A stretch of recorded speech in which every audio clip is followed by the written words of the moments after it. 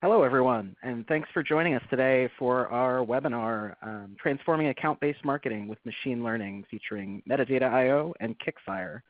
I'm going to get started today with a few housekeeping announcements. First of all, you can ask questions at any point during the webinar using the chat box that is on the left-hand side of your screen.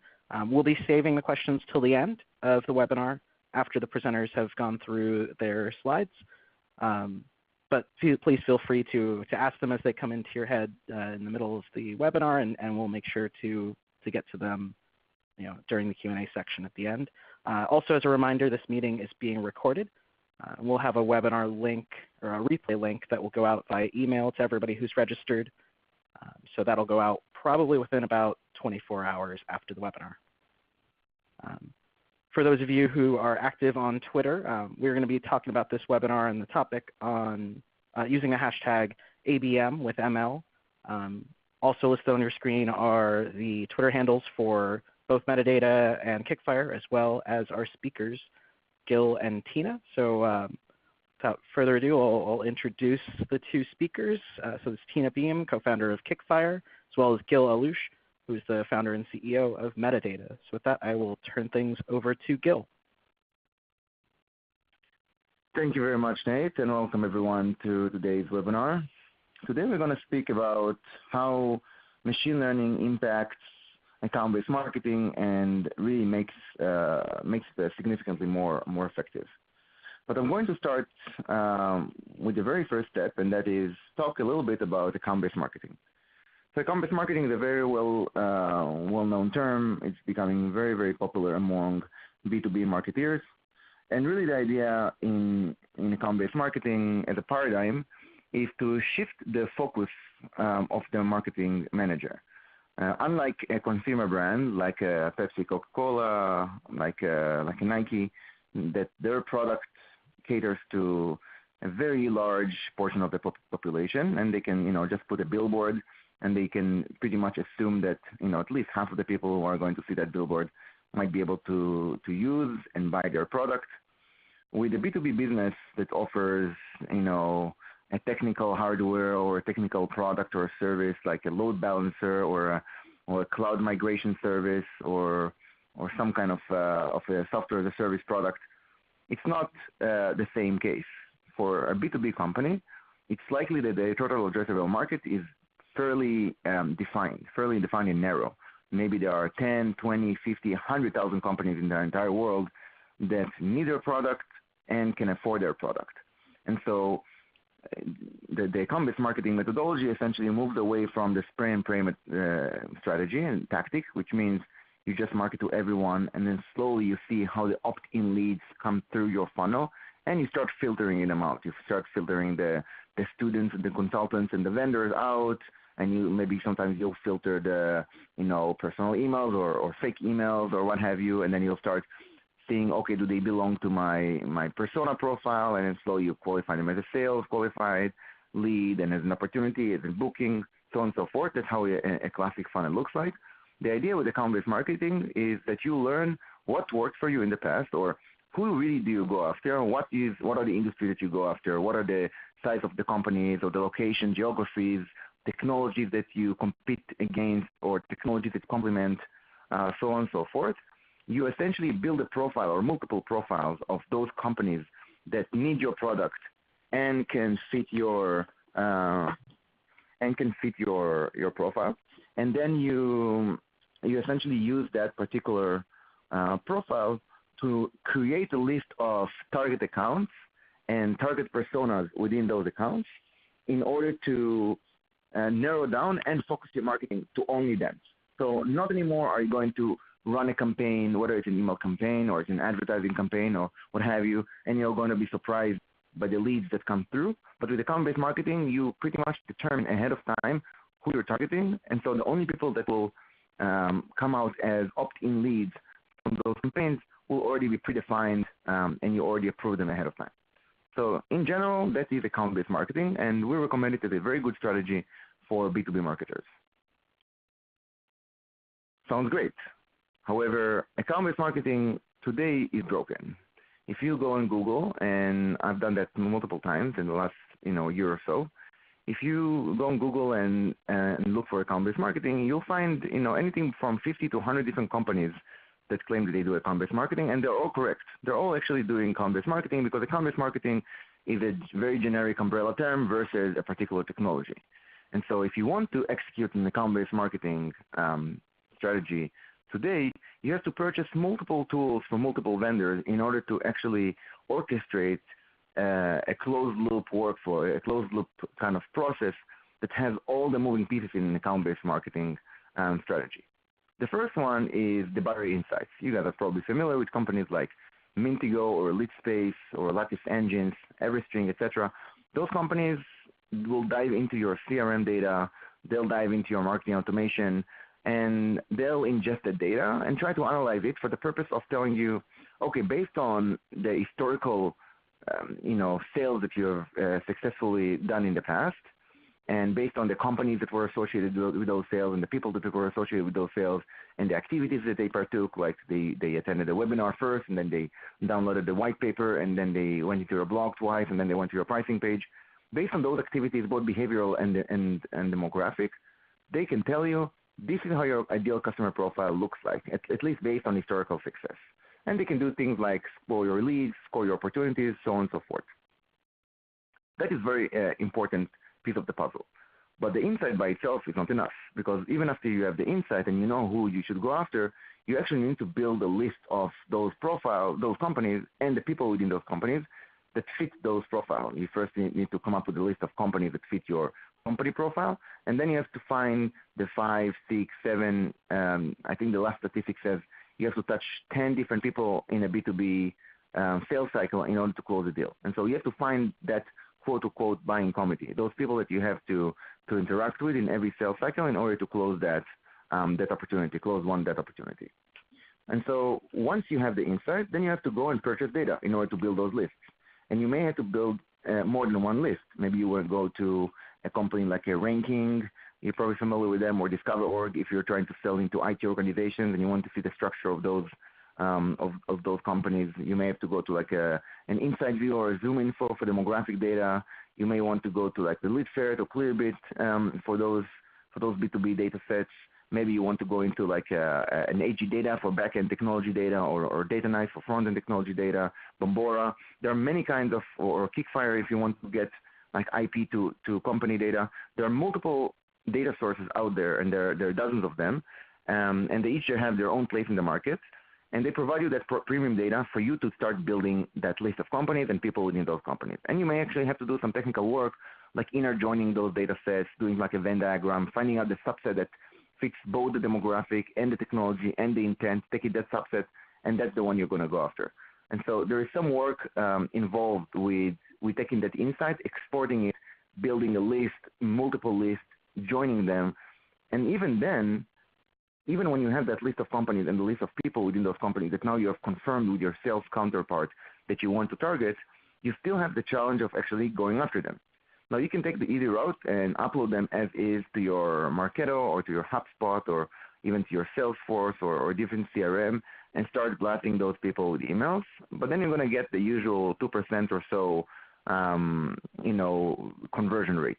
The people and systems are very sophisticated today, and so if your email goes through, if the contact information is correct, then you have to hope that the email goes through the spam filter, and if it goes through the spam filter, it's going to go through the promotion tab. So there are multiple gates for you to pass if you're doing a cold email campaign. And so one of the ways B2B marketing managers are solving that problem is that they run ads against those particular people within those companies, those target companies, because that way they can get them to opt in to your asset or collateral or product or service versus you trying to outbound them, using email. So that's all very well, and that kind of process works well. However, as you noticed, and I spoke for about 3 minutes talking about how you can put that together, it's a rather cumbersome process. And unless you're a very technical marketer, and even if you are a technical marketing manager, do you really want to spend your time buying multiple vendors, writing scripts to kind of put them together, sew them together, import, export data all day long, set up webhooks, to connect between the different systems. Because if you don't do that, what you end up having, and that's, I would say, the situation for 80% of the marketers out there running ABM, you have a disconnected system. You have a fragmented process. You have the insight. You have to export the insight to the data. You have to export, join a few data sets, and you have to export that to the lead gen tools like a Facebook ads, LinkedIn ads, a demand base or a Terminus or a Triblio or any kind of tool out there that run the ads or like an ad roll, and you end up kind of juggling between all of these tools. And the disadvantage, of course, other than the very time-consuming nature of this process, is that it takes you a long time. Because this process is disconnected, it's impossible to optimize it. And because a process is not optimized, there are two things that happen. The first one is when you do something wrong, when you run an experiment that did not work, it takes you a long time to see that it didn't work. Maybe you're going to run a LinkedIn campaign, and you're taking the criteria from one of the tools that I mentioned before, and you're applying it to the ad campaign, and you notice that you just spent $5,000 and you generated the wrong leads. It took you a long time to realize that those were the wrong leads because the systems are not connected. You don't know what exactly did you create, what were the scores they got by the marketing automation, what impact did they make on your pipeline. It takes a while, sometimes a quarter or a few months to get to that place. And so all that time was time and money spent. And maybe you're not going to get that budget again when you want to run that experiment the next time. The second thing is even worse, when you do something great, when you run a marketing campaign that is super successful and it creates a good amount of leads, and vast majority of them are MQLs, and some of them qualify to be self-qualified leads, and they even create a dent in your pipeline or create some new opportunities. That's wonderful. Can you actually now go back and understand what did I do right? Other than maybe a lead source field in your marketing automation, or maybe a campaign name in your Salesforce CRM, or even if you're a little bit more advanced than that, some tag management software, maybe you have a UTM tag that can tell you a little bit more. It's going to be rather shallow information, and you won't be able to replicate and further optimize and create more of those campaigns. And that is the big challenge of account-based marketing. That process is broken, and you have to run way too many things and way too many hats in order to apply it effectively. And those effectively are not things that a human being does successfully. A marketing manager is much better. His time is much, or her time is much better spent creating campaigns, creating content, doing product, messaging and positioning, coming up with creative taglines and what have you, but not necessarily doing A/B tests, placing tags, creating UTM. Doing data enrichment, joining data sets. Those are things that we think a computer should be doing. And that is where we fit. We think that account-based marketing has really two, or even demand generation for B2B, when you're combining the insight, the data, and the advertisements, there are really two pieces in this process. The first piece is the audience that you're targeting. I mentioned before, with account-based marketing, you're narrowing down the audience that you're going after from, let's say, 10 million people. When you use criteria on LinkedIn and Facebook and Google and Twitter, etc., you may end up with a very, very large audience of people. But when you use account-based marketing, here now you have a list of, let's say, 150, 200,000 companies that you're going after, and let's say you go after 10 companies in each, you end up with 1 million people, 2 million people. Or if you go after 5, 6, you may end up with like 800,000 people that you're going after. So it's a rather narrow down, list of people and companies. And so the first piece in account-based marketing is making sure that indeed you have those audiences that are 100% qualified and already verified ahead of time. And so with metadata, as you can see in the screen ahead of you, one of the first things that you do is you connect all of your systems into the platform. And what our system will do, and we're connected to all the major data sources out there. As I mentioned before, what you would usually manually do, purchase all those data sets manually for account-based marketing purposes, now you get automatically through the data pipeline that we're connected to. And so we will go and dive into your CRM. We will enrich all the data that you have in your CRM. We'll use machine learning and modify statistical functions like k-means clustering or random forest or Monte Carlo to actually understand what are the clusters that you have within your data set, both from a demographic point of view, technology point of view, as well as buyer intent. And what I mean by that is we'll look into the 1,000 or so opportunities. Let's say you have 1,000 opportunities in your CRM.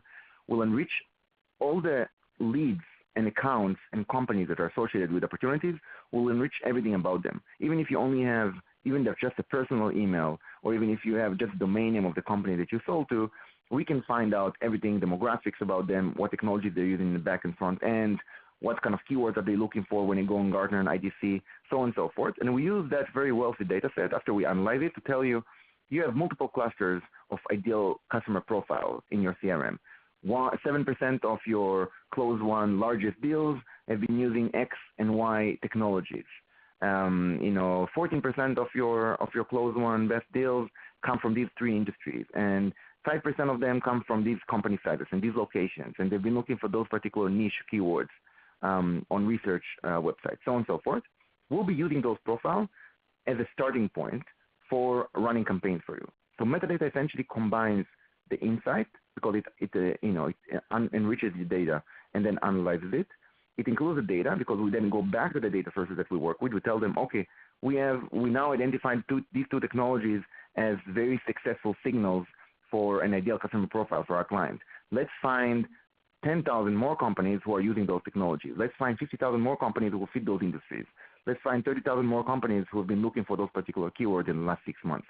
And so we'll be using the insights to apply how we're going to purchase the data on your behalf automatically using the platform. But then that's not enough. Even after you have the best audience in the world, as I mentioned before, just email blasting them is not going to be a very effective way to get them to opt in.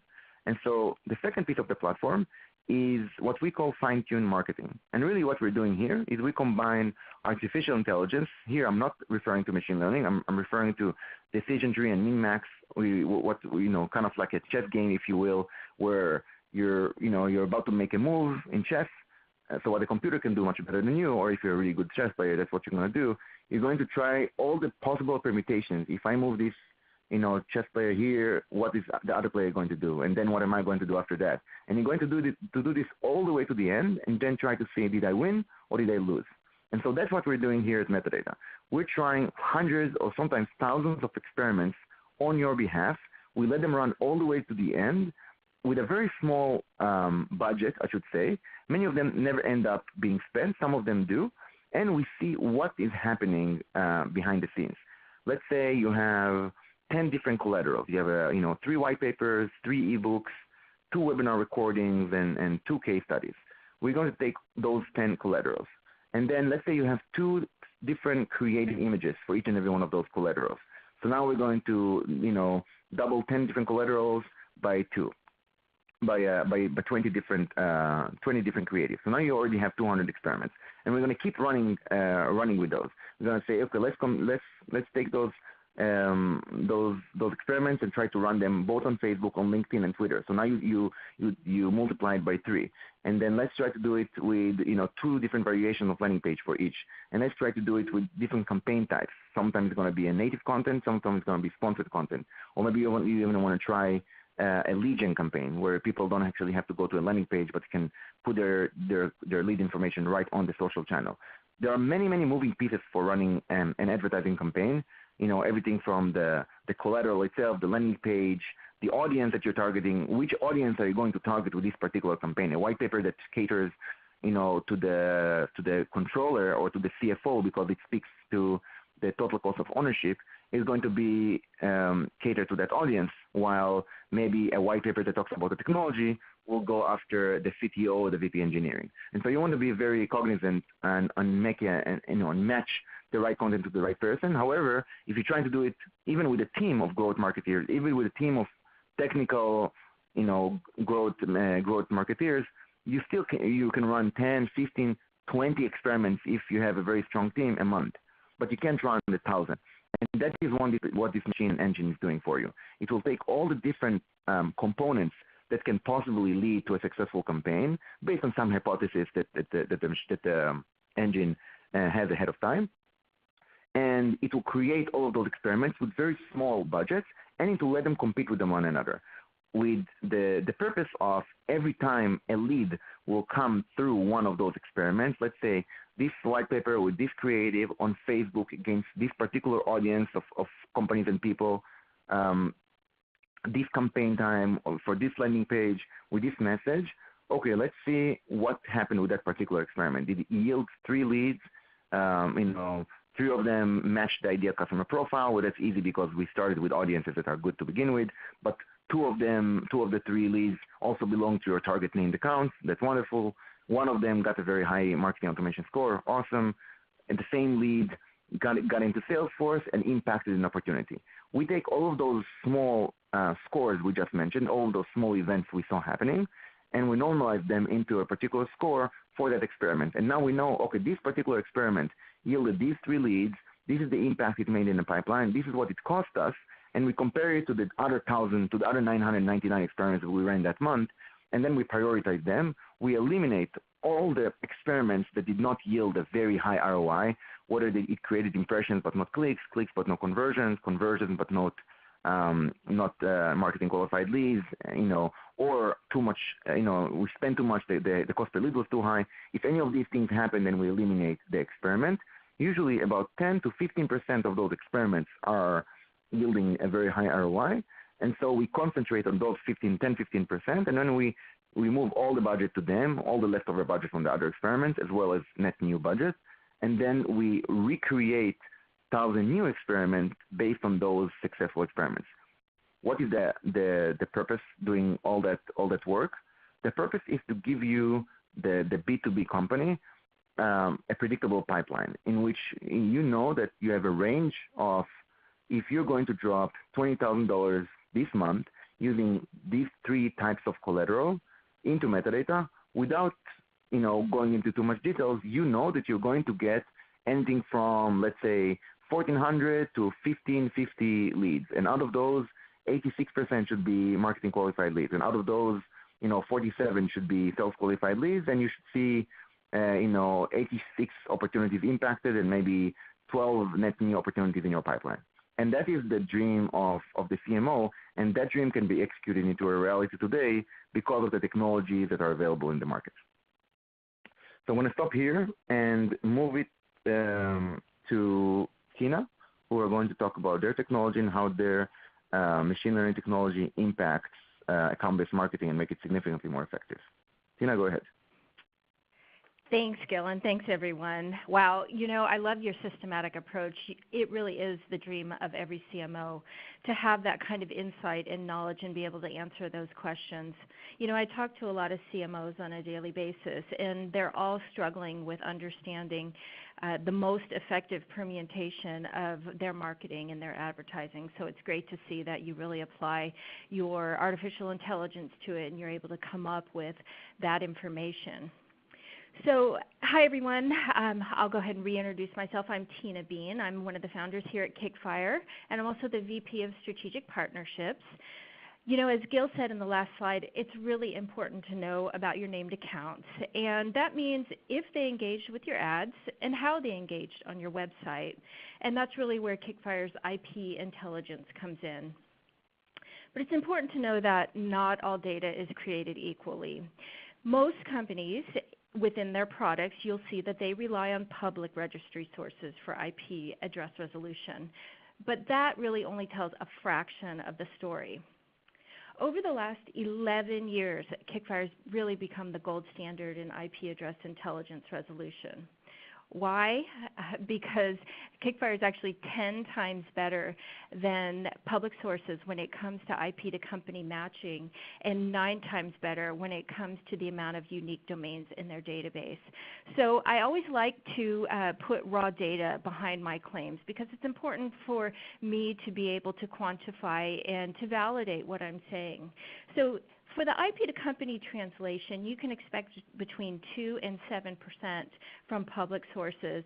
And then, like I mentioned, 10 times better, between 20 and 70% IP to company matching from Kickfire. For the unique domains that we hold in our database, 486,000 on the public side, and are you ready for this? 4.4 million unique domains on the Kickfire side. So you can really see how we give that insight and intelligence to companies like Metadata.io when it comes to IP to company matching, because validation is really everything for them. So how do we do this? Kickfire does it through what we call our twin caching technology, and that's our ability to translate the WAN IP network. It's really our machine learning, and it's how we get into that last mile connectivity ownership. All of our IP addresses come with this confidence score, and that confidence score will increase or decrease over time, and that's based on event and intent signals.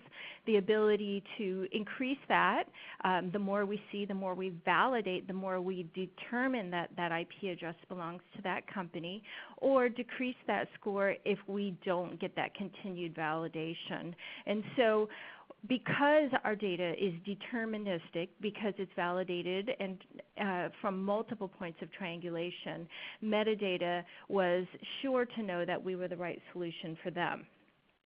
Okay, so a lot of you are probably asking the question in your head and wondering about GDPR. And that's the new EU regulation, the European Union regulation that's coming out in May 2018. You're probably wondering, are IP addresses considered personally identifiable information?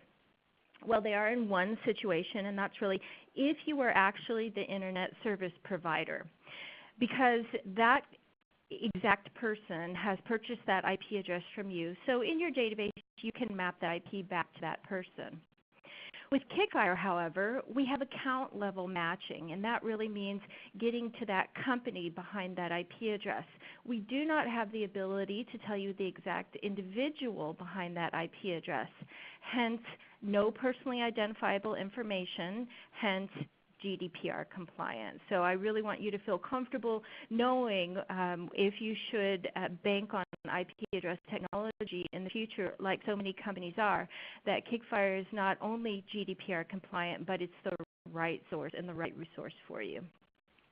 So now that we've told you how we've gotten to be Metadata's top choice for data providers, let's go ahead and shift back to understanding how you can transform your ABM with machine learning.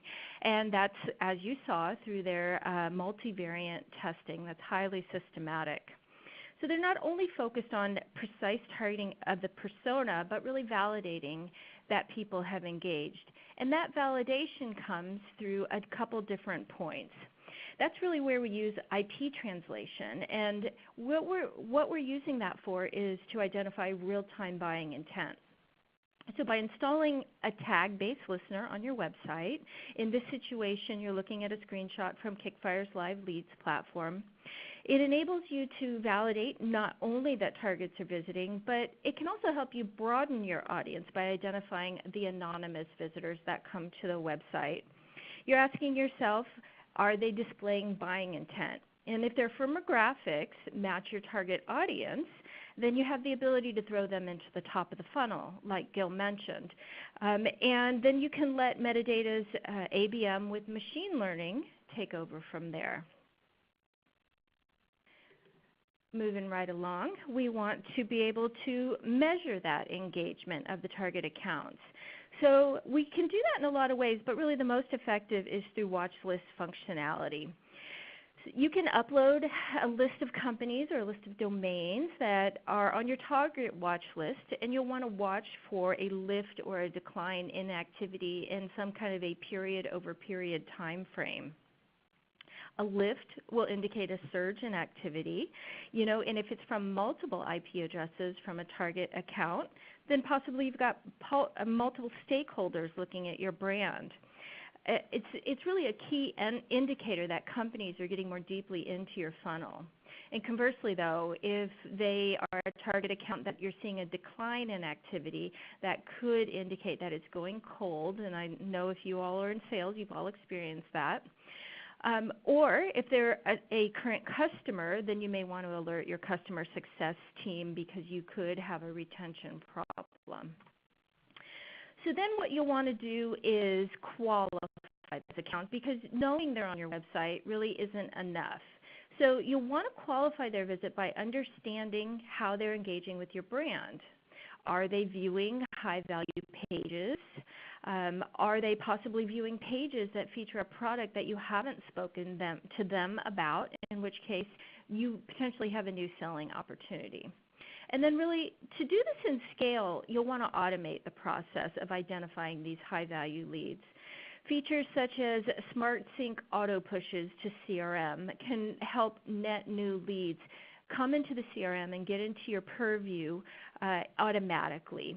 You'll also be able to rely on things like instant email triggers to help you become alerted when a lead should match or exceed your web scoring criteria that equals high value. And finally, as Gil mentioned when he began, ABM is not just one thing, and it's really become the status quo.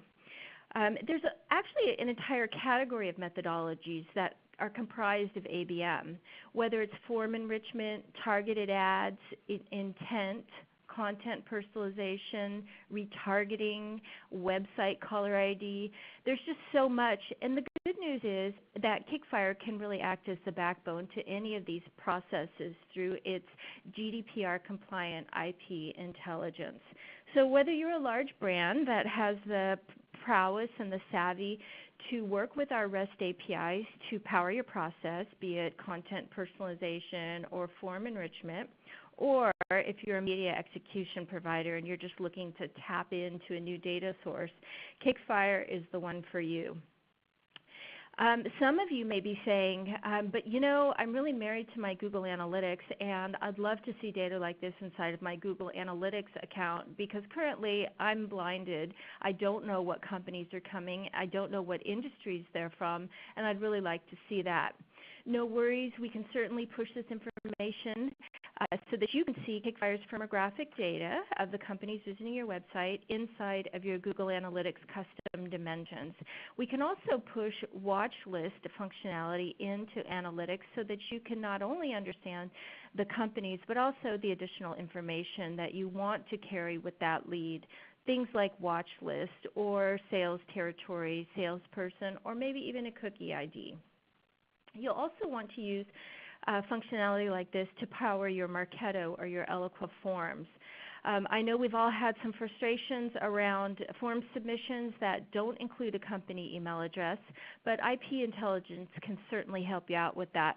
And I'll go ahead and hand it back to Gil, and he can talk about how he was able to expand his target audience through Kickfire's IP intelligence. Thank you, Tina. I really just wanted to make a quick example just to talk on one of your points there, both regarding GDPR as well as the IP intelligence. One of the incidences we had, we have a mutual client, Kickfire and us.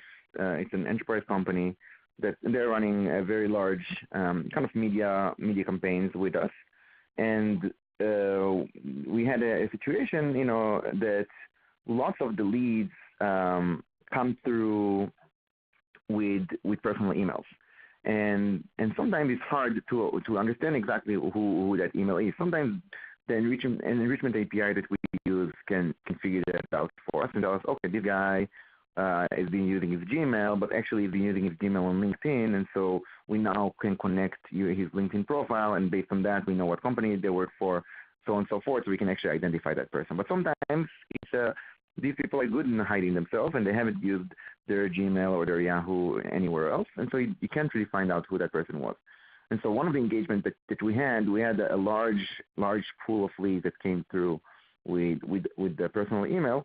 And so one of the ways the system was able to anyway still detect the company that company came from, that the particular lead came from, was Kickfire. Kickfire was able to tell us both the location of that lead, what country they came from, as well as the domain and the company that they came from.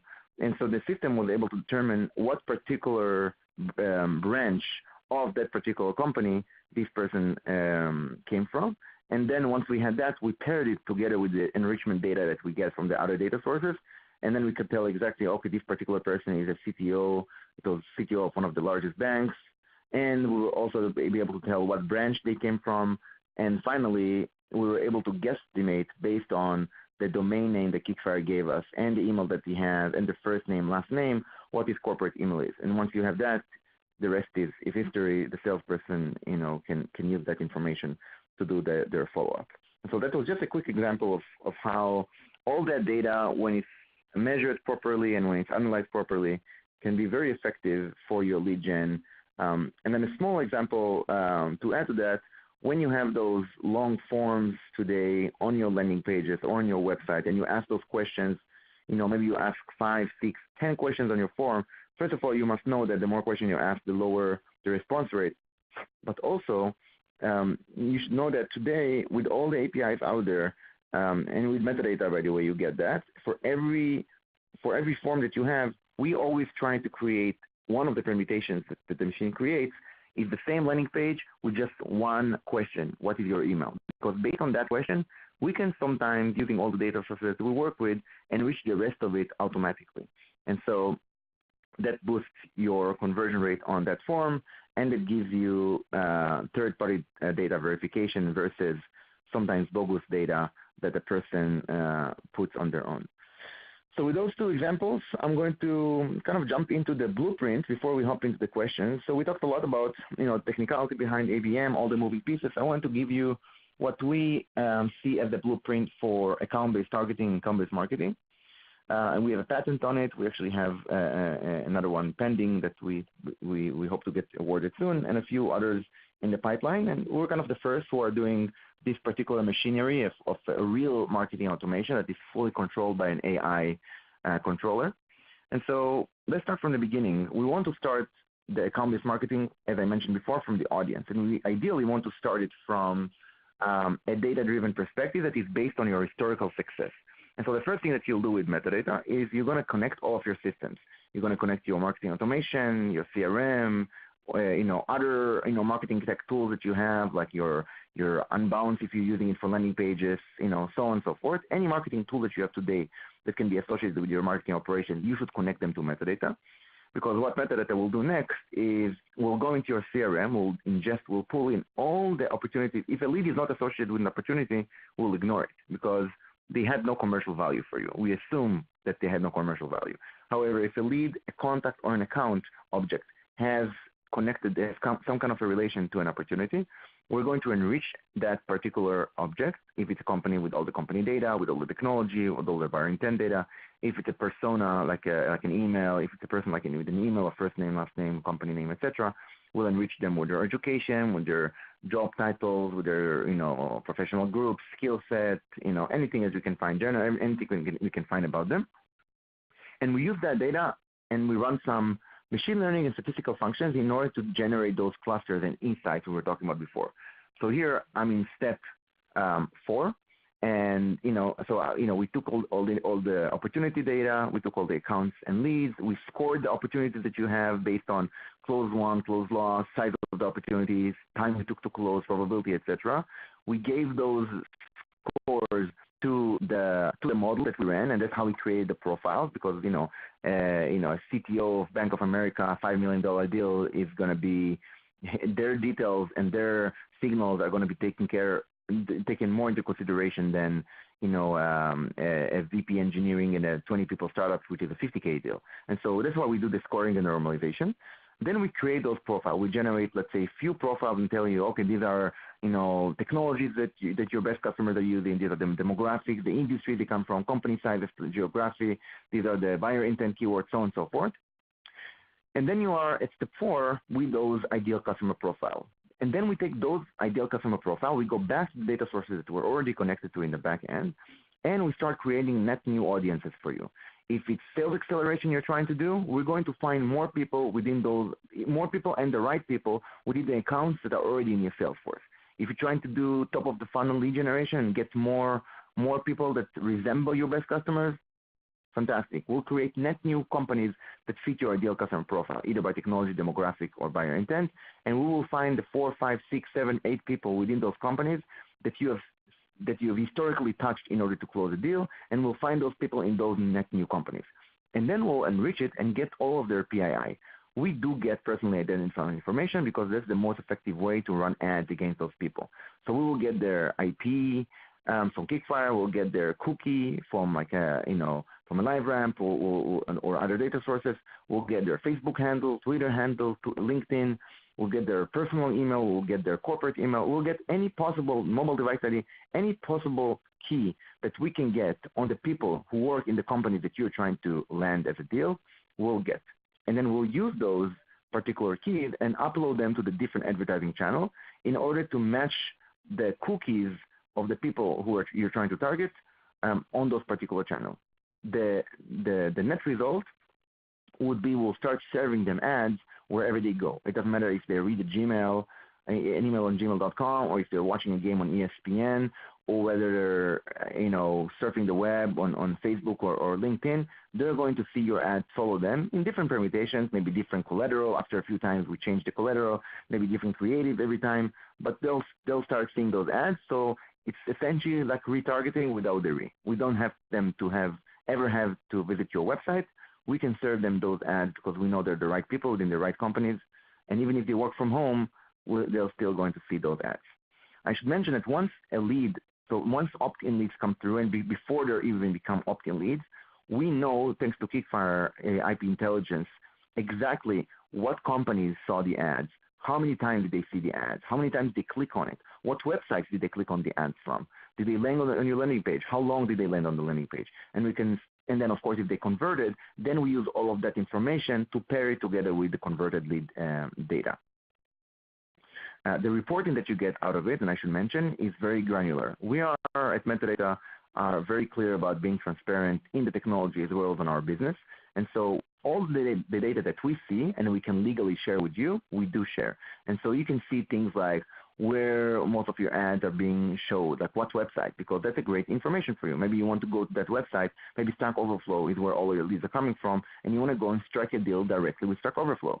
Maybe dbta.com if you're selling a data infrastructure product. Maybe, it could be, Martech, it could be all kinds of websites, and it will give you lots of insight.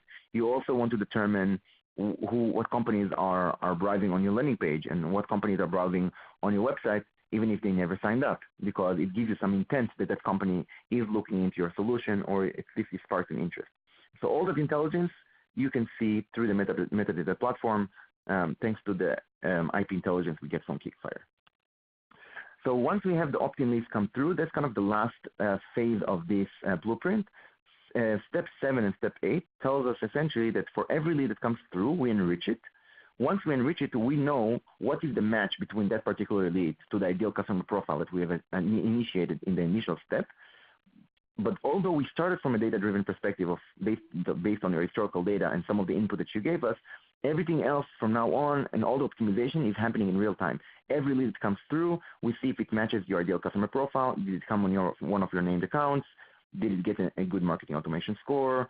Did it make a dent in your sales force? And based on those information and scores, we will rank those experiments, as I mentioned before, and then we'll do it all over again. We'll create new audiences, we'll create new experiments, we'll run new ones, we'll get more data, and essentially the idea is your marketing qualified lead ratio should always go up. Month after month, you should see more and more marketing qualified leads. Of course, the optimization will be, lower hanging fruit in the beginning and then lower optimization, but the biggest promise is, as I mentioned before, the predictability. You know that if you're going to spend $10,000 this month with this white paper, you should expect X leads, Y marketing qualified leads, Z, sales qualified leads, and then this many opportunities out of it.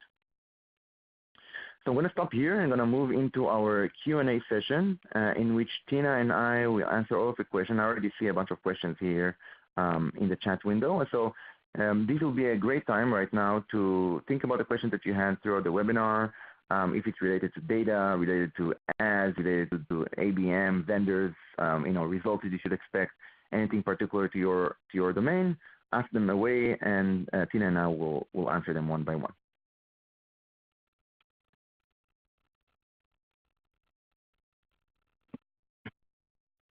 All right. Thanks, Gil. We got our first question here coming in for Tina. So, Tina, do your solutions work together internationally, or is this model only applicable to the United States?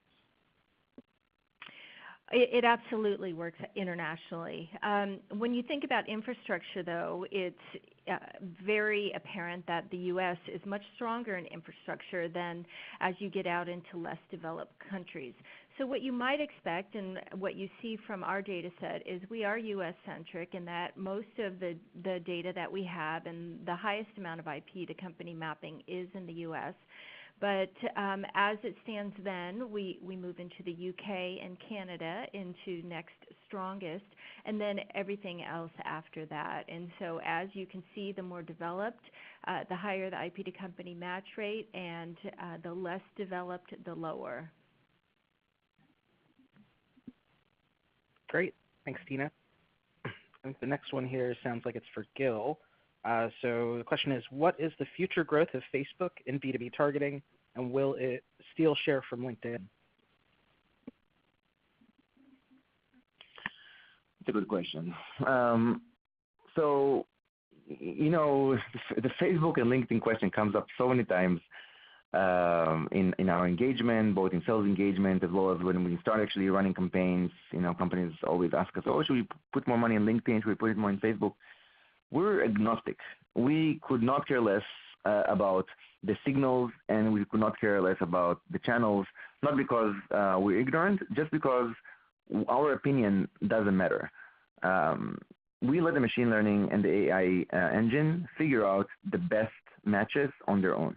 And so when we're facing a dilemma with one of our clients and they need to, they want to run ads on this channel or the other, we always say run on both.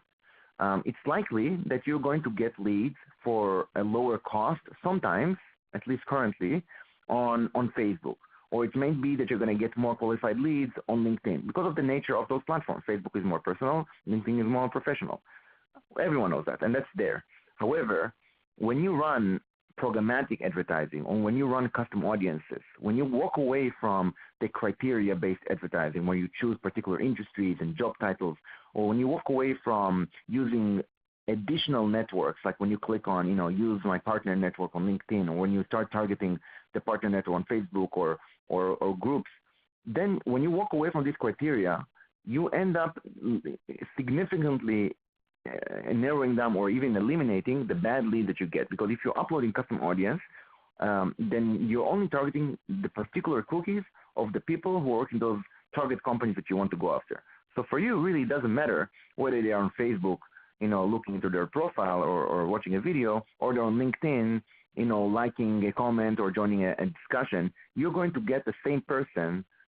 It's just a matter of what price are you going to pay for that particular advertising network to get that person to see your ad, to click on it, and then to come to your landing page and convert. And so that's the really question. Maybe it comes more into the price versus the quality or who takes over. And so we're agnostic to it. For us, it doesn't matter if they see the ad on ESPN or Facebook or LinkedIn. As long as it's the right person within the right company, we're happy to bring that lead to our clients. That said, we see that both Facebook and LinkedIn are putting a lot of effort. They have an open API. They have dozens of apps who run on their platform, and we see great results from both. Those would be our top two channels that would recommend companies if they don't work with us and they want to work manually with those channels to run on.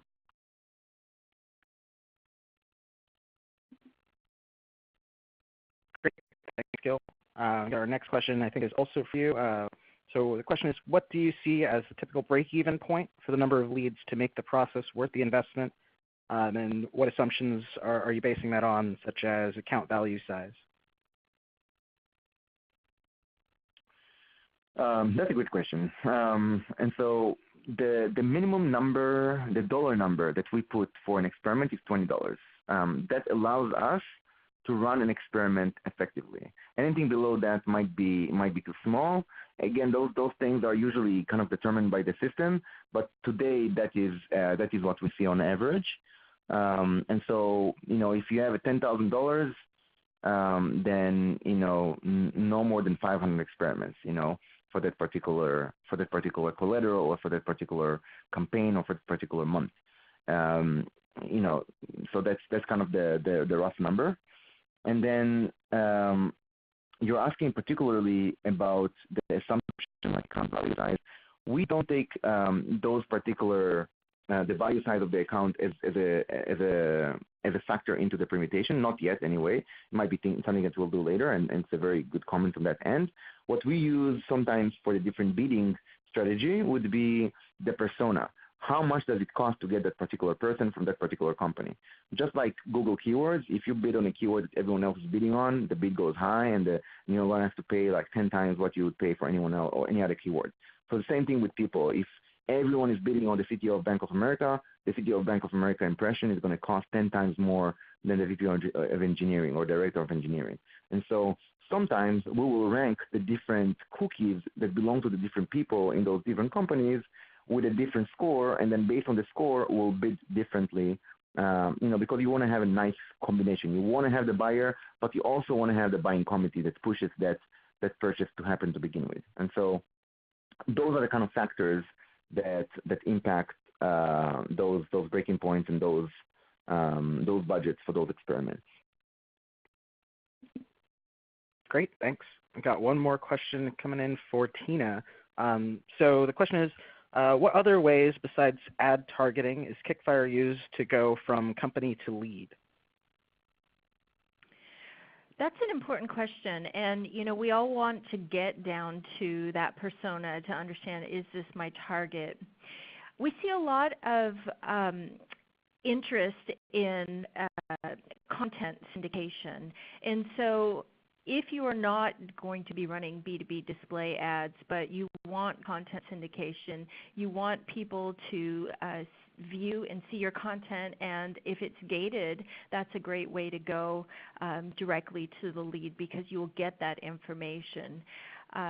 So gated content I think is great, and also just any type of opt-in that you can get to, understanding that you could get a personal email address on the opt-in, but you could see the IP from behind that. I do know of one company, they're called Starista, and they have a crosswalk between personal and company email addresses. So if you should gather that personal email address, but even may or may not have the benefit of the IP information. Maybe they're at home, maybe they're at the coffee shop, and you don't know which company they came in from. There's a chance that Starista could have this, and they could do the crosswalk over to that company email address for you so you can get to that person. Great, thanks, Tina. Got one more question coming in for you. It is, so we sell mostly to the SMB market, and it can be difficult to identify and build those target accounts lists. So how does Kickfire work with SMBs? We work especially well with SMBs. So if we think about the IP space and we think about public registries and what they report, it's very common that you will see eBay and Cisco easily reported through a public registry. But when you get down to that mid to small market, that's really the hard part. And that's where Kickfire shines, is in mid to small market IP to company identification. And, we like to put our money where our mouth is. If for some reason you'd like to give us a whirl and you want to go ahead and test our data, we'd be very happy to do a data test, even side by side with other technologies, so that you can do your own comparison and you can see what we have to offer. Awesome, thanks, Tina.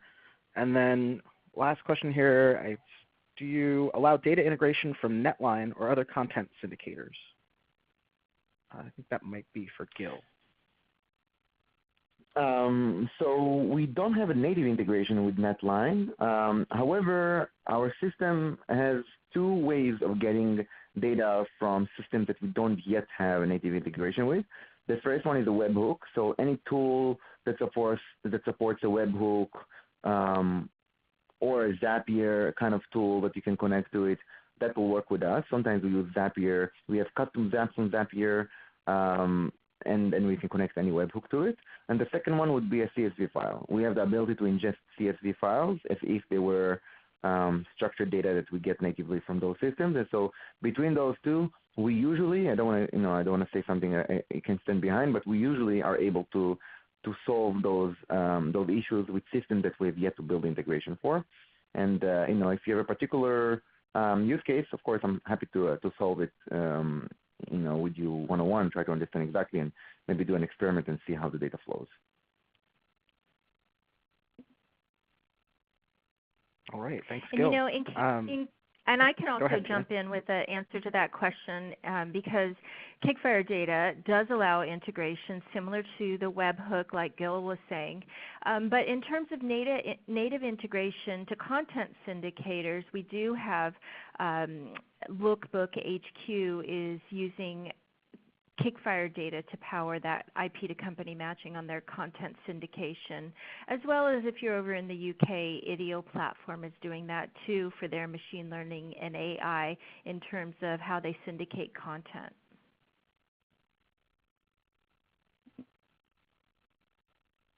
Great. All right. I think we are getting to the end of our time slot here. For anyone who asked a question couldn't get answered or still would like to, we highly encourage you to take the conversation over to Twitter with the hashtag ABM with ML, or feel free to reach out to the speakers directly. As I mentioned at the beginning, this is being recorded, and a recording will be sent out by email within the next 24 hours or so. I'm sure it'll be up pretty soon in the Metadata and Kickfire blogs as well. So with that, I will thank our speakers, Gil and Tina, and wish everyone on the line a fantastic rest of your morning or afternoon, depending on your time zone. Thank you. Thank you very much, everyone. Thank you.